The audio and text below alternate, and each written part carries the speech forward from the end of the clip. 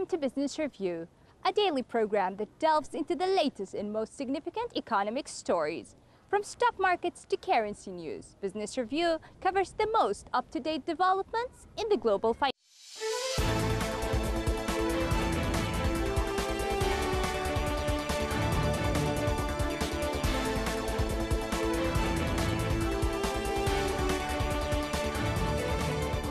US President-elect Joe Biden formally introduced his top economic policy advisors on December 1st as his administration prepares to take power amid a slowing economic recovery hampered by the resurgent coronavirus pandemic. President-elect Biden was speaking alongside his selections for senior economic roles, including his nominee for U.S. Treasury Secretary, former Federal Reserve Chair Janet Yellen, who said the pandemic and economic damage it caused in the U.S. was an American tragedy. Biden's other nominees include Obama Foundation head Wally Adeyemo as Yellen's deputy and Center for American Progress Chief Executive Neera Tanden as budget director. Cecilia Rose, a labor economist at Princeton University whose research focuses on education, was named chair of the Council of Economic Advisers, along with council members Heather Boshi, the chief executive of the Washington Center for Equitable Growth, known for her research on inequality and economic growth, and longtime advisor Jared Barnstein. The team's makeup reinforces Biden's views that a more aggressive approach to the pandemic is required. The advisors have all expressed support for government stimulus to maximize employment, reduce economic inequality, and help women and minorities who have been disproportionately hurt by the economic downturn. Wall Street's main indexes rose to all-time highs on Friday as data showing the slowest U.S. jobs growth in 6 months raised investors' expectations for a new fiscal relief bill to help revive the coronavirus-hit economy. Cyclical stocks, which are stocks affected by macroeconomic or systematic changes in the overall economy, such as energy, materials, and industrials, shined as most S&P 500 sectors rose. The Labor Department's closely watched report showed non-farm payrolls increased by 245,000 jobs in November, below economists' expectations of 469,000 jobs, and the smallest gain since the labor recovery started in May. The Dow Jones Industrial Average rose 0.82% and the S&P gained 0.88%. The Nasdaq was up 0.7%. The benchmark 10-year yield hit its highest level since March at over 0.98%, helping support financial shares which are highly sensitive to interest rates. Energy shares were also bolstered by gains in oil prices, with shares of Diamondback Energy and Occidental Petroleum surging. Positive virus vaccine updates from drug makers have raised investor hopes for an economic recovery next year and overshadowed worries of a surge in U.S. infections.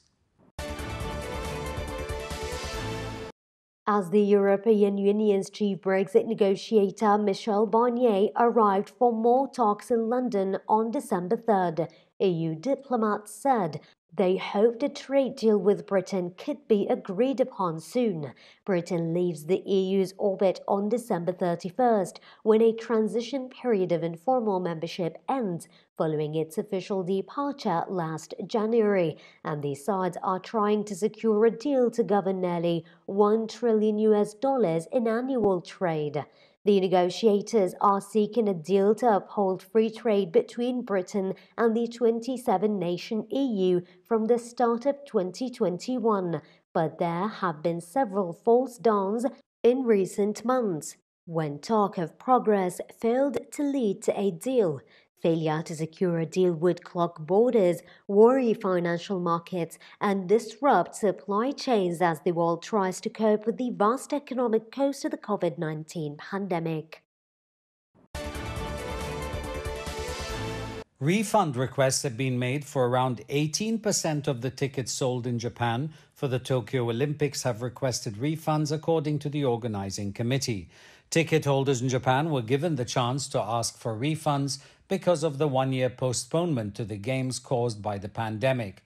Organizers said in a press release refunds for roughly 810,000 tickets had been requested out of a total of 4.45 million initially sold. Ticket holders were able to make their applications during November, and refunding will begin later this month. Tickets that have already been purchased for the Olympics, now scheduled to be held next year, will remain valid for rescheduled events. Organizers have yet to announce whether spectators will be allowed into venues during the Games and have said a decision will be made on this in the spring.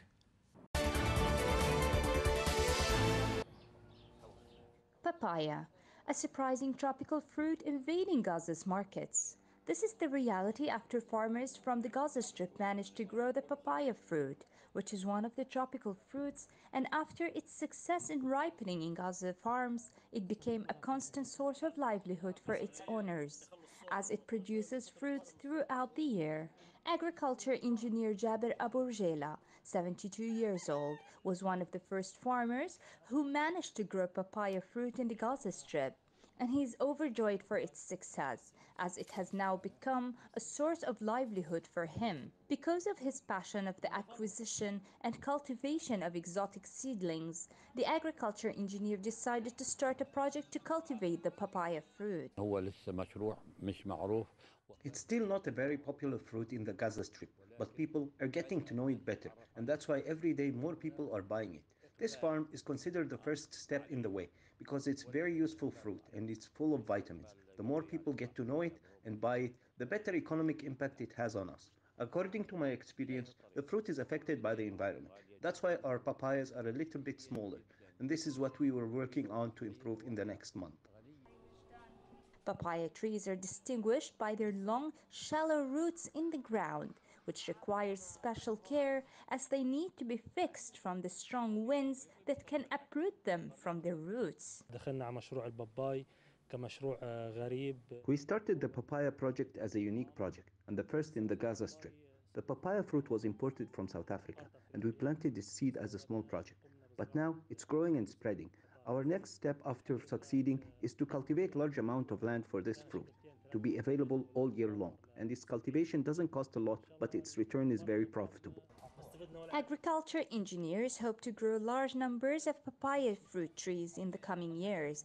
They also hope to expand the marketing area of their product as people have begun to get to know it, especially since they initially suffered from the great difficulties in marketing them, being an unpopular and exotic fruit for many people in the Gaza Strip. The idea of having papayas in the Gaza Strip was once impossible, but now with this farm, the idea has become a reality and Gazan papayas are available in the markets.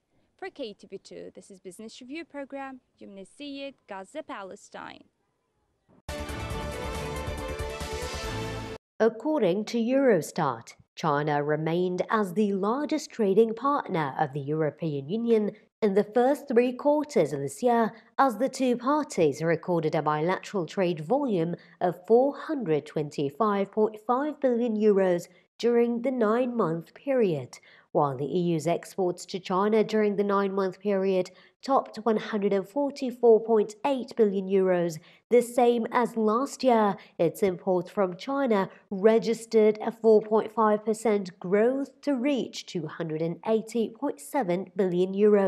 In response to the latest figures, Chinese Ministry of Foreign Affairs spokeswoman Hua Chunying said at a press conference in Beijing on Friday that China and the EU are highly complementary to each other in economy, and they share broad prospects for cooperation with vast potential for development. The spokeswoman added the China-EU agreement on geographical indications signed in December will facilitate the entry of high-quality farm produce of each side into the other's markets, and that the two sides are currently speeding up negotiations on the China-EU bilateral investment treaty.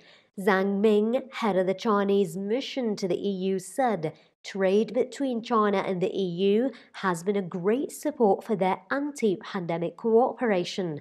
adding that the growing trade volume is underpinned by the two sides' continued efforts to tap potential to deepen cooperation. According to data released by Eurostat, China became the top trading partner of the European Union for the first time during the first 7 months of this year, as the trade volume between the two parties reached €328.7 billion, up 2.6% compared to the same period of last year.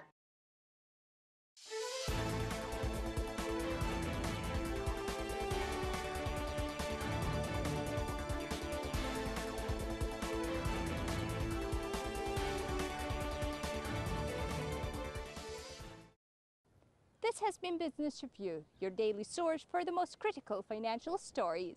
Tune in next time for the latest financial news impacting the world economy.